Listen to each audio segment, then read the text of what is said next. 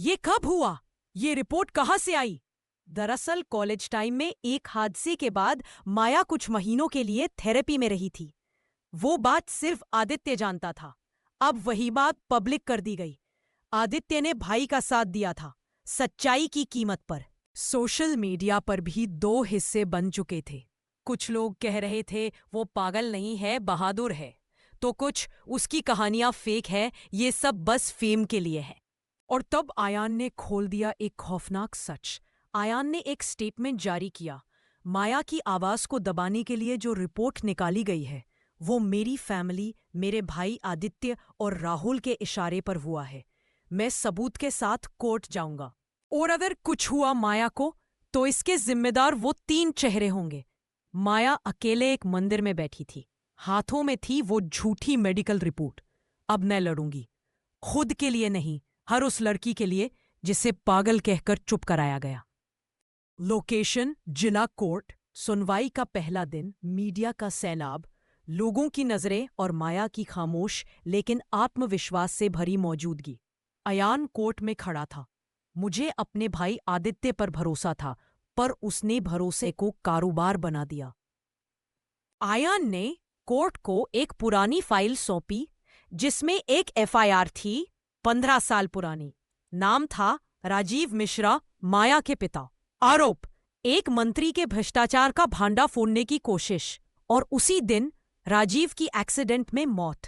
माया का बाप मारा गया था और हत्यारा था राहुल वर्मा का पिता। और केस को दबाने वाला वकील आदित्य खुराना। पूरा कोर्ट हॉल सन्न। माया की आंखें भर आईं। वो अब तक सोचती रही कि उसके पिता का एक्सीडेंट एक हादसा था, पर ये एक प्लान की गई मर्डर थी। और आदित्य तब भी चुप था, आज भी। आयान ने एक वीडियो क्लिप कोर्ट में पेश की। वो क्लिप एक पुराने न्यूज चैनल की थी जिसमें माया के पिता कह रहे थे, अगर मुझे कुछ हो गया तो जान लेना, ये एक्सीडेंट नहीं है। कोर्ट में माया ने कहा, मुझे इंसाफ सिर्फ अपने लिए नहीं, अपने पापा के लिए भी चाहिए। वो मरते मरते भी लड़ते रहे। अब मैं उनकी बेटी हूं, मैं पीछे नहीं हटूंगी। जज ने जांच एजेंसियों को तुरंत स्पेशल टीम बनाने का आदेश दिया। राहुल व आदित्य पर फिर से नई एफआईआर दर्ज हुई। माया एक पुराने फोटो एल्बम में अपने पापा की तस्वीर देखती है। पापा, अब आपकी बेटी डरती नहीं, लड़ती है। Location court room. दूसरी सुनवाई। जज की आंखों के सामने अब 2 चेहरे थे। सच्चाई के लिए लड़ने वाली माया, दूसरा आदित्य, जिस पर अब Rajiv Mishra murder cover up का इल्जाम था। आदित्य ने कोर्ट में कहा, मैंने जो किया अपने भाई राहुल को बचाने के लिए किया। माया को मैंने कभी धोखा नहीं दिया, बस सच नहीं बताया। माया की आंखों से आंसू नहीं, अंगार निकले। तुमने सच नहीं छुपाया आदित्य, तुमने मेरे बाप की मौत का सौदा किया, मेरे प्यार को झूठ में लपेटा। ये वकील की चाल नहीं, एक प्रेमी की गद्दारी थी। कोर्ट हॉल में सन्नाटा। मंत्री की फंडिंग में राहुल के पिता शामिल थे। माया के पिता ने सबूत जमा किए थे, वही सबूत उनके एक्सीडेंट से एक दिन पहले चोरी हुए। और आदित्य की लॉ फर्म ने ही उस केस को दबाया। उसने खुद को कोर्ट के बाहर प्रेस से घेर लिया। मैंने जिससे प्यार किया वो ही मेरी सबसे बड़ी हार निकला। पर अब ये कहानी मेरी नहीं, एक लड़ाई की है, और मैं इसे अधूरा नहीं छोड़ूंगी। वो माया के पास आया, हाथ पकड़कर कहा, तू अकेली नहीं है, ना आज, ना कल, ना कभी। माया की आंखों में पहली बार नरमी लौटी, लेकिन उसने कुछ नहीं कहा। जेल में राहुल एक फोन कॉल करता है। उसे लगता है कहानी खत्म हो रही है, पर असली खेल तो अब शुरू होगा। लोकेशन एक पुराना मंदिर। शहर के बाहर माया अपने पिता की अस्थियों के कलश के साथ बैठी है। सामने नदी बह रही है और पीछे से आयान आता है। आयान, तेरे अंदर जो ज्वालामुखी है माया, वो सब जला देगा, पर तुझे भी। माया उठती है, आयान की ओर देखती है। मुझे लगता है कि अब मैं प्यार के लायक ही नहीं रही। आयान धीरे से उसके हाथ पकड़ता है। प्यार कोई इनाम नहीं होता माया, ये तो बस होता है बिना शर्त, बिना वजह। तू लायक नहीं, तू जरूरत है मेरे प्यार की।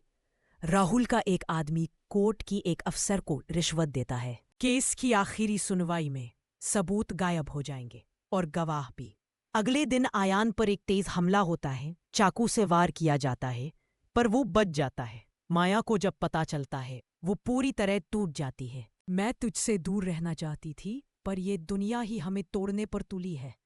रात को अस्पताल में माया अयान के पास बैठती है। धीरे से उसका हाथ पकड़कर कहती है, अगर तुझे कुछ हो जाता, मैं दोबारा कभी किसी से प्यार नहीं कर पाती। अब मैं तुझसे नहीं, खुद से लड़ रही हूं। पहली बार माया अयान को गले लगाती है, धीरे से उसके कान में कहती है, अब लड़ाई अकेली मेरी नहीं रही, अब ये हमारी है। ओट में आखिरी तारीख का दिन आ चुका है। माया रेड साड़ी में, हाथ में अपने पिता की डायरी लिए खड़ी है। आज सच सामने आएगा, चाहे मुझे इसकी कोई भी कीमत क्यों ना चुकानी पड़े। Location court room. आखिरी सुनवाई। पूरा मीडिया, पुलिस और आम जनता की नजर इस केस पर थी। माया वकील की ड्रेस में थी, लेकिन आज वो सिर्फ एक बेटी नहीं, एक योद्धा थी। माया ने वो डायरी कोर्ट में पेश की, जिसमें उसके पिता ने राजीव मिश्रा और मंत्री के काले कारोबार का पूरा खुलासा किया था। उसने यूएसबी ड्राइव दी, जिसमें आदित्य की लॉ फर्म और राहुल के बीच हुई बातचीत की रिकॉर्डिंग थी।